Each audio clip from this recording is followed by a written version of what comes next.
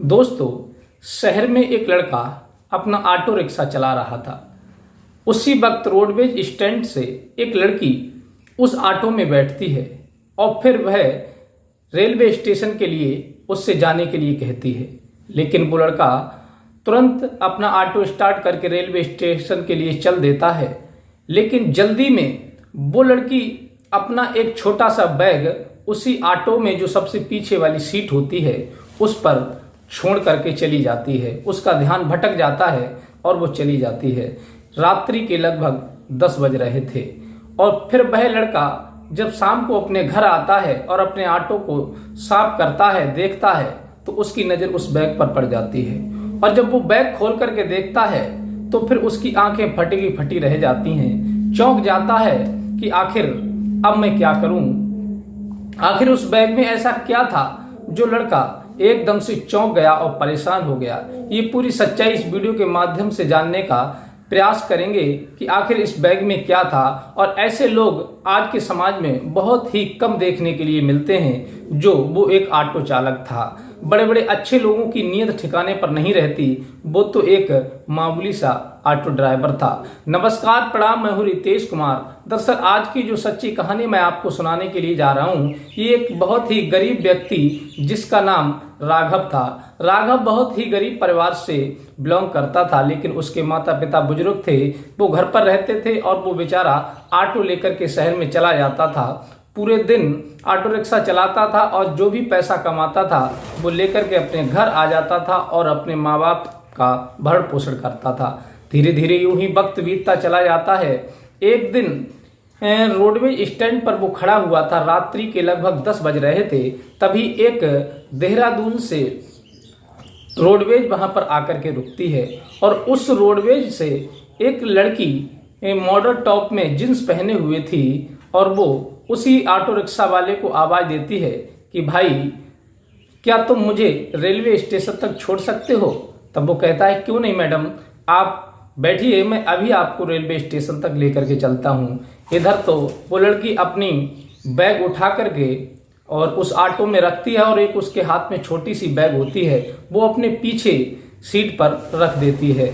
और इधर वो तुरंत अपना ऑटो स्टार्ट करता है और स्टेशन की तरफ चल देता है। लेकिन वो लड़की मास्क लगाए हुए थी, उसका चेहरा पहचानने में नहीं आ रहा था। वैसे तो काफी अच्छे परिवार की लग रही थी। लेकिन राघव ऑटो लेकर के जब रेलवे स्टेशन पर पहुंचता है तब वो लड़की अपने जेब से कुछ पैसे निकाल करके राघव को देती है और राघव अपने पैसे काट लेता है और शेष पैसे उसे लौटा करके दे देता है। लड़की बड़ी परेशान दिखाई दे रही थी और फोन पर बात कर रही थी। तभी वो पैसे दे करके अपने जो हाथ में बैग थी बड़ी वाली उसे लेकर के वो उतर जाती है और जो छोटा बैग उसने ऑटो में पीछे रख दिया था वो उसी में भूल जाती है और ट्रेन का इंतजार करने लगती है। कुछ देर के बाद जब ट्रेन वहां आती है उसमें बैठ करके वो अपने शहर लखनऊ चली जाती है।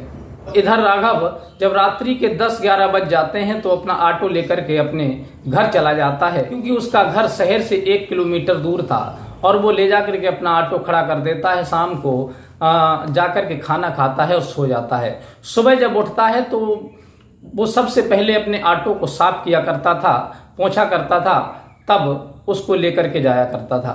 तो राघव आया कपड़ा लेकर के उसे झाड़ने पोंछने लगता है। तभी उसकी नज़र जो सीट पर पीछे एक छोटी सी बैग पड़ी हुई थी उस पर पड़ जाती है। राघव उस बैग को जब खोल करके देखता है तो वो एकदम से चौंक जाता है। उस बैग में बहुत सारे पैसे भरे हुए थे और उन पैसों को देख करके वो बहुत ज़्यादा परेशान हो जाता है कि आखिर पता नहीं ये किसकी बैग है और ये छोड़ करके यहाँ चला गया। और उस व्यक्ति पर क्या बीतती होगी जो इतने सारे पैसे जब उसने घर जाकर के देखे होंगे उसके पास नहीं है। कहीं ऐसा तो नहीं कि उसका हार्ट अटैक आ गया हो या वो टेंशन में कुछ खुदकुशी कर ली हो उसने। ऐसे अनेक प्रकार के सवाल राघव के दिमाग में आ रहे थे। लेकिन राघव एक बहुत ही ईमानदार व्यक्ति था जो दूसरे के पैसे की बहुत वैल्यू और कदर करता था, क्योंकि वो जानता था कि बेईमानी का पैसा इंसान ले तो लेता है लेकिन वो कभी सक्सेसफुल नहीं हो पाता। वो हमेशा दुखी की दुखी रहता है और किसी का लिया हुआ पैसा, यकीन मान लीजिए कि आप किसी का 10 रुपए लेंगे तो आपको 50 रुपए भरने पड़ेंगे।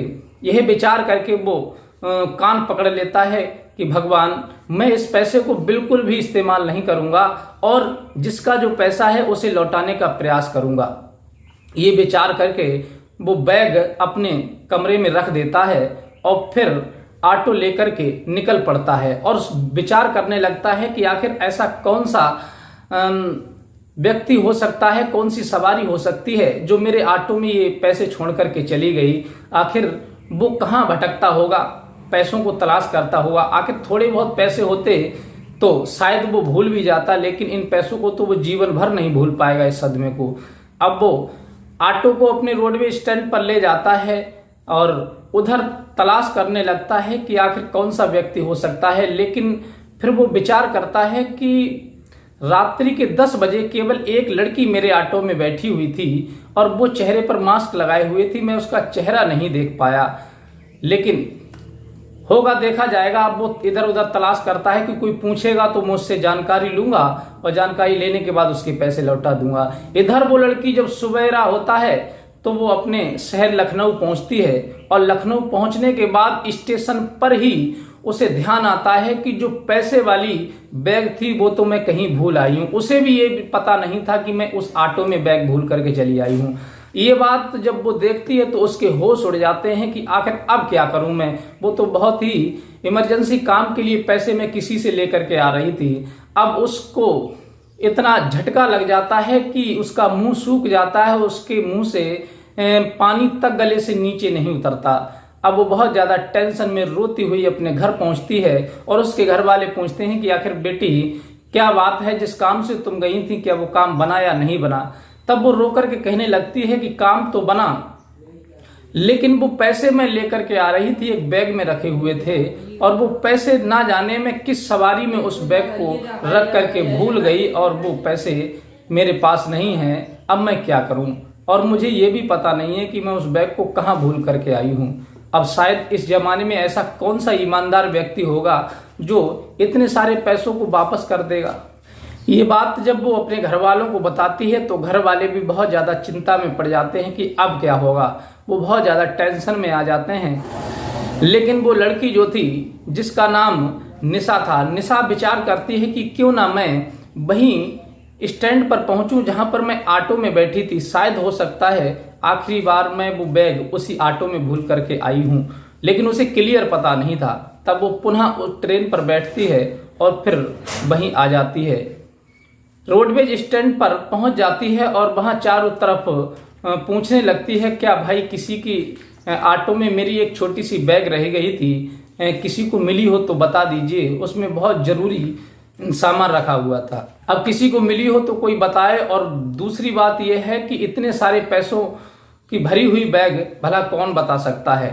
अब वो लड़की इधर उधर दौड़ रही थी और इधर वो राघव लड़कियों को देखता था कि आखिर कोई लड़की मुझे ऐसी मिल जाए, मैं उसे पहचान लूं।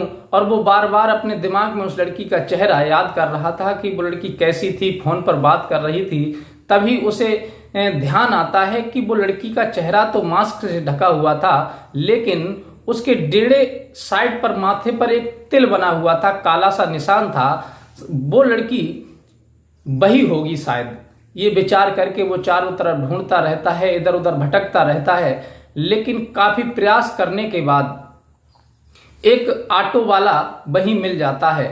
तभी काफी प्रयास करने के बाद वो लड़की हार थक जाती है, परेशान हो जाती है। तब वो डिसाइड करती है कि अब रात्रि हो चुकी है, अब मैं यहीं कहीं रुक जाती हूँ। तभी बराबर में एक होटल होता है, उस होटल में वो लड़की कमरा ले लेती है और रात्रि वहीं बिताती है। और सवेरा होते ही वो लड़की उस होटल से निकल करके उसी स्टैंड पर आती है देखने के लिए। और इधर राघव अपना ऑटो लेकर के सवारियों को बिठा ही रहा था। तब तक उस लड़की की नजर राघव पर पड़ जाती है, लेकिन राघव की नजर उस लड़की पर नहीं पड़ती। और जैसे ही वो दौड़कर राघव की तरफ जाती है, आवाज लगाती है, तब तक राघव उस ऑटो रिक्शा को लेकर के वहां से निकल जाता है। और फिर वो बहुत ज्यादा परेशान हो जाती है, सोचने लगती है कि शायद ये रिक्शा वाला यही है जिस पर मैं बैठ करके स्टेशन पर गई थी। अब वो उसका इंतजार करने लगती है। बहुत ज्यादा समय बीत जाता है। धीरे धीरे वो इधर उधर टहलती रहती है, देखती रहती है कि कब लौट करके आए, कब लौट करके आए। लेकिन राघव को क्या पता था कि वो लड़की हमारा इंतजार कर रही थी। इधर लड़की भी उस लड़के का इंतजार कर रही थी और उधर लड़का भी राघव उस लड़की के इंतजार में इधर उधर नजर डाल रहा था कि कहीं वो लड़की मुझको दिख जाए। तभी राघव लगभग दिन के 1 बजे लौट करके स्टैंड पर आता है और वो लड़की पसीने से तरबतर थी और बहुत हालत उसकी नाजुक थी, क्योंकि वो शहर की रहने वाली लड़की और पैसों के चक्कर में इतनी टेंशन में थी और उस कड़ी धूप में उस स्टैंड पर भटक रही थी पागलों की भांति। तभी राघव जब लौट करके आता है तो उस लड़की की नज़र उस ऑटो रिक्शा वाले पर, राघव पर पड़ जाती है और वो दौड़ करके जाती है और उससे कहती है कि उस दिन मैं रात्रि के 10 बजे आपके ही ऑटो में बैठ करके स्टेशन गई थी, क्या मेरी एक छोटी सी बैग इसमें रह गई, क्या आपको मिली है? तब राघव कहता है कि आप मतलब कब की बात कर रही हैं? तब वो बताती है कि मैं इसी महीने की बात कर रही हूँ, जो परसों 13 तारीख के लिए मैं आपके इसी ऑटो में बैठ करके रेलवे स्टेशन के लिए गई थी और आपके लिए मैंने 100 का नोट दिया था। तब आपने कुछ पैसे मुझे वापस किए थे और मैं मास्क लगाई हुई थी, फोन पर बात कर रही थी। तब राघव को याद आ जाता है कि हाँ, ये लड़की बिल्कुल सही बोल रही है। तब राघव पूछता है कि आखिर तुम्हारा उस बैग में क्या था? तब वो कहती है कि मेरे उस बैग में पैसे थे और मैं बहुत ही इमरजेंसी काम के लिए वो पैसे लेकर के जा रही थी, क्योंकि मेरे पिता हॉस्पिटल में भर्ती हैं, उन्हें हार्ट की प्रॉब्लम थी। तो डॉक्टर ने बाईपास सर्जरी के लिए 1 लाख रुपए मंगाए थे और मैं वो 1 लाख रुपए जब मेरे पास नहीं थे तो मैं अपने रिश्तेदारी से, मौसी के यहाँ से लेकर के वो पैसे जा रही थी। लेकिन किस्मत की बात है, वो बैग आपके ऑटो में भूल गई मैं, या फिर कहीं दूसरी जगह भूल गई। मैं आप पर आरोप नहीं लगा रही हूं कि आपने ही वो बैग लिया है या मैं आपके ऑटो में भूल गई, लेकिन मुझे लगता है कि मैं जरूर कहीं भूल गई हूं। वो लड़की इस बात को कह करके भावुक हो जाती है, आंखों में आंसू भर लाती है। तब वो राघव कहता है कि आप परेशान मत होइए, आप मेरे साथ चलिए, मैं आपको वो बैग दे देता हूँ। मुझे वो आपकी बैग मिली थी और आप उस दिन मेरे ऑटो में पीछे वाली सीट पर छोड़ करके चली गई थी। मैंने दूसरे दिन बैग देखी, अच्छा हुआ, भगवान का शुक्र है कि जो मेरे ऑटो में कोई दूसरी सवारी नहीं बैठी और वो उस बैग को लेकर के नहीं गई। अगर वो लेकर के चली जाती तो वो बैग ना तो आपको मिलती और ना मेरे पास होती, किसी और के पास पहुंच गई होती। ये बात जब सुनती है तो लड़की बड़ी खुश हो जाती है, एकदम से उसका चेहरा फूल की तरह खिल जाता है और वो कहती है कि धन्यवाद भैया, जो आपने मेरी बैग को बता दिया। और आज के दौर में ऐसे कहाँ लोग हैं जो आपके जैसे ईमानदार की जो पैसों से भरा हुआ बैग है किसी को वापस कर दें। तब वो अपने ऑटो में बिठा करके अपने घर ले जाता है और उन्हें कहता है कि आप हाथ मुंह धो लीजिए नल पर और कुछ चाय नाश्ता कर लीजिए। तब वो लड़की कहती नहीं, कोई ज़रूरत नहीं है, आपका बड़ा एहसान है जो आपने बैग मुझे बता दी, यही बड़ा एहसान आपका हमारे ऊपर है।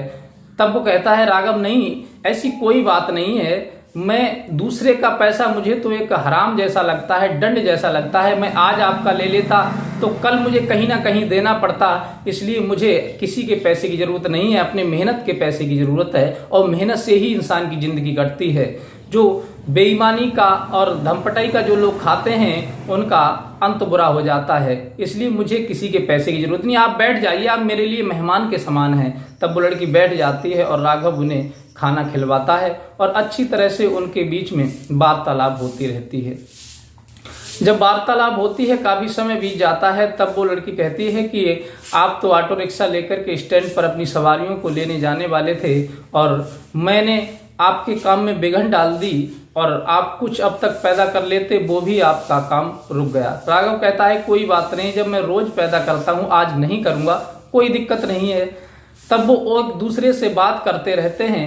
तब राघव अपने कमरे में जाता है और वो पैसों से भरी हुई बैग निकाल करके लिख करके आता है और उस लड़की को देता है कि आप पहचान लीजिए, यही बैग है।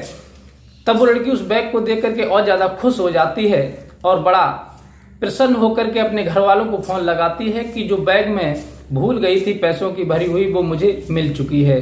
तब उसके घर वाले भी टेंशन फ्री हो जाते हैं और राघव उस लड़की को अपने ऑटो में बिठा करके स्टेशन पर छोड़ने के लिए जाता है। तो वो लड़की 10,000 रुपये इनाम के तौर पर राघव को देने लगती है, लेकिन राघव हाथ जोड़ लेता है, कहता है कि नहीं, मैं इन पैसों को नहीं ले सकता, मुझे अपनी मेहनत का ही पैसा चाहिए, ईमानदारी का पैसा सफल होता है और मेरा ये इंसानियत का काम था, ईमानदारी का काम था जो मैंने आपको लौटा दिया, ये मेरा फर्ज था। अब वो लड़की उसका नंबर ले लेती है और लड़का एक दूसरे का वो नंबर ले लेते हैं और फिर लड़की ट्रेन पर बैठ कर के चली जाती है और वो अपना ऑटो रिक्शा चलाने लगता है। फिर इसी प्रकार से उन दोनों के बीच में वार्तालाप होने लगती है फोन के द्वारा और फिर वार्तालाप होते होते उन दोनों के बीच में प्रेम हो जाता है और प्रेम होने के बाद में फिर वो लड़की अपने घर वालों से बात करती है कि जो लड़का ऑटो रिक्शा चलाता था उसी ने मेरी जो बैग लौटाई थी पैसों की भरी हुई, मैं उससे प्रेम करती हूँ और मैं उससे शादी करना चाहती हूँ। वो बहुत ही ईमानदार और बहुत ही सच्चे दिल का नेक लड़का है और वो अपनी मेहनत पर बहुत ज़्यादा प्रसन्न रहता है, अपनी मेहनत की कमाई पर विश्वास करता है। उसके घर वाले कहते हैं, बेटी जैसी आपकी मर्जी, आपको अपना जीवन काटना है, अगर आपको वो लड़का पसंद है तो आप शादी कर लीजिए।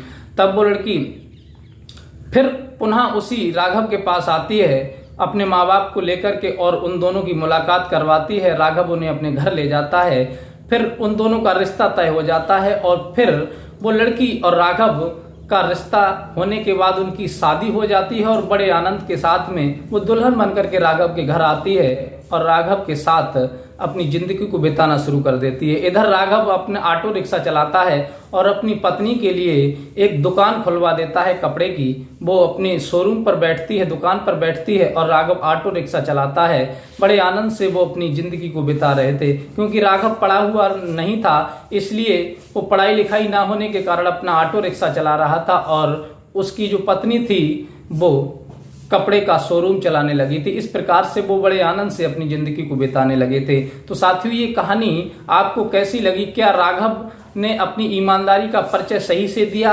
क्या उसे वो पैसे लौटा देने चाहिए थे या नहीं चाहिए थे? जो भी अपनी राय हमें दे सकते हैं वो कमेंट में लिख सकते हैं। और ये कहानी आपको अच्छी लगी हो तो प्लीज़ हमारे चैनल को लाइक सब्सक्राइब कर दीजिए और मिलते हैं इसी प्रकार की कोई नई कहानी के साथ। तब तक के लिए नमस्कार।